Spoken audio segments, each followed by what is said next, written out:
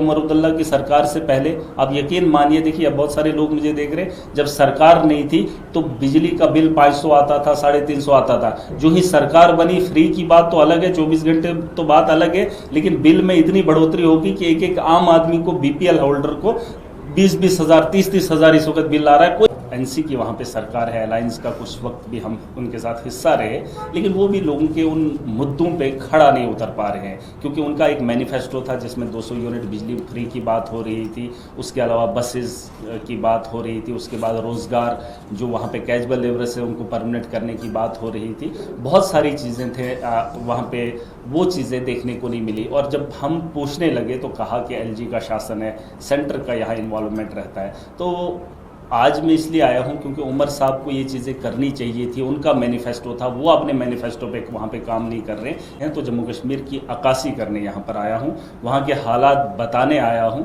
कि जिस जम्मू कश्मीर को जिस तर्ज पे दिखाया जा रहा है वैसा जम्मू कश्मीर इस वक्त नहीं है, और सरकार को कितनी मुश्किलें आ रही है वो सबके सामने आया है।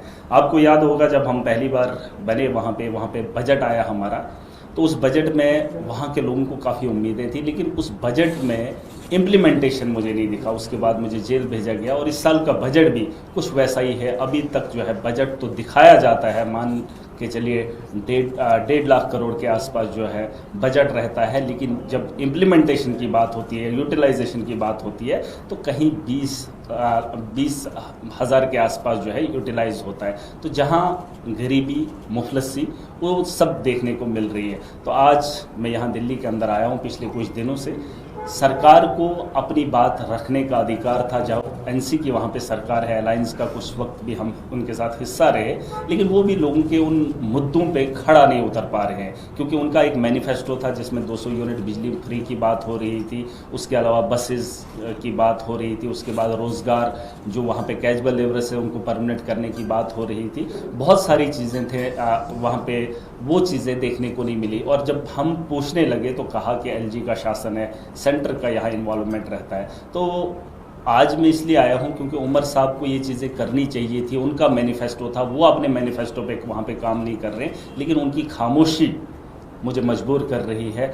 इतनी आवाम के साथ हम धोखा नहीं कर सकते हैं, लोगों ने हमें ताकत दी है, और भाजपा के शासन की वजह से अगर हम खामोश हैं तो ये कहीं ना कहीं एक बहुत बड़ा गुनाह है। जम्मू कश्मीर की आवाम के साथ एक धोखा हो रहा है जो सेंटर की सरकार कर रही है। वहाँ एलजी का शासन लगा के रखा है, एक आम आदमी को बोलने का अधिकार नहीं है, उन आवाम के हुकूक पे डाका डाला जा रहा है, और उमर साहब भी खामोशी से उस चीज़ का तमाशा देख रहे हैं। तो मुझे लगता है कि सरकार को समझना चाहिए। अगर सरकार नहीं समझती है तो आम आदमी को अपनी बात रखनी बहुत ज़रूरी है। तो मैं एजुकेशन के अंदर थोड़ा सा काम कर रहा हूँ, लेकिन कितना ही कर पाओगे जब तक ना सरकार होगी, सरकार का योगदान होगा, सेंटर की सोच होगी। वहाँ पे तो ठेकेदारी हो रही है ना, ठेकेदारी के अलावा एजुकेशन को उन्होंने किस हद तक गिराया है, ये तो देश के अलग अलग गवर्नमेंट स्कूलों का भी वही हाल है। और हमारा हिली एरिया है, वहाँ पे भी 2 टीचर हैं, उनको सेंसस में लगा लिया है। आज पढ़ने का टाइम था, काम करने का वक्त ये होता है, ना ही आज टेंडर निकाले जा रहे हैं और ना ही बच्चों को पढ़ाया जा रहा है। उमर अब्दुल्ला की सरकार से पहले आप यकीन मानिए, देखिए अब बहुत सारे लोग मुझे देख रहे हैं, जब सरकार नहीं थी